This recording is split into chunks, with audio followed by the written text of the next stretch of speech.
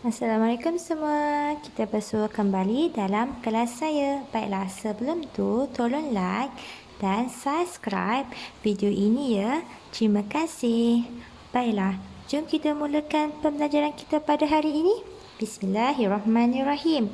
Bagi pembelajaran subjek akhlak tahun 2 pada hari ini, kita akan sambung pembelajaran pada minggu lepas. Awak semua masih ingat lagi tak apa yang kita belajar pada minggu lepas?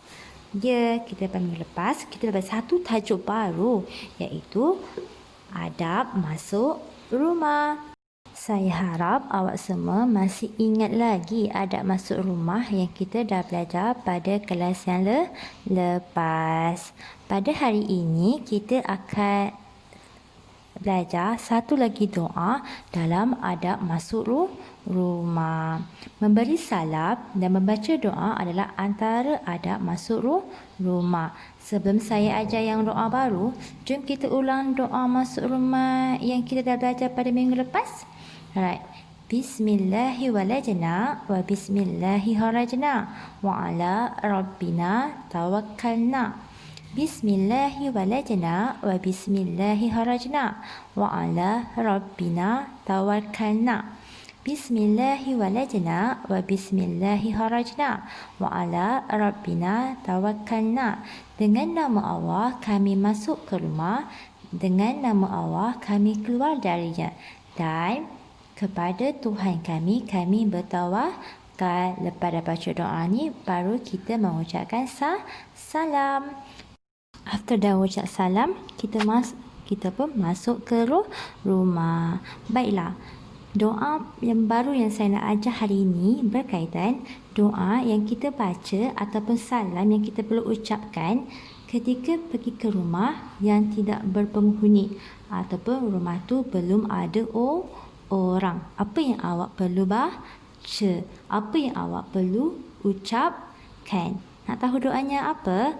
Baiklah, doanya adalah seperti ini.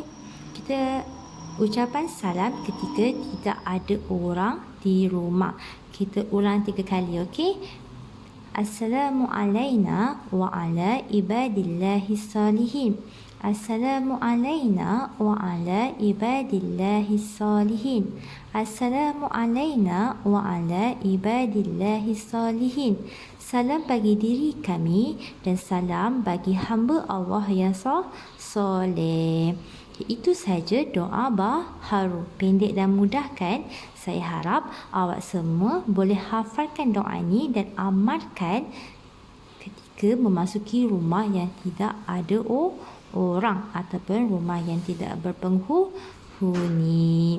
Alhamdulillah, sampai sini saja kelas saya pada hari ini.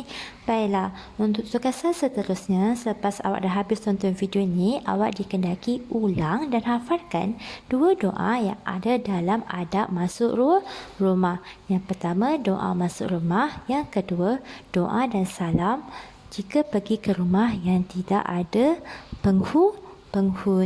Itu saja. Sila rakam bacaan awak dan hantar kepada saya seperti biasa. Baiklah, sebelum saya akhiri kelas saya pada hari ini, saya ingin mengucapkan terima kasih kerana awak semua sudi tonton video saya pada hari ini. Dan saya akhiri kelas saya dengan ucapan Assalamualaikum warahmatullahi wabarakatuh.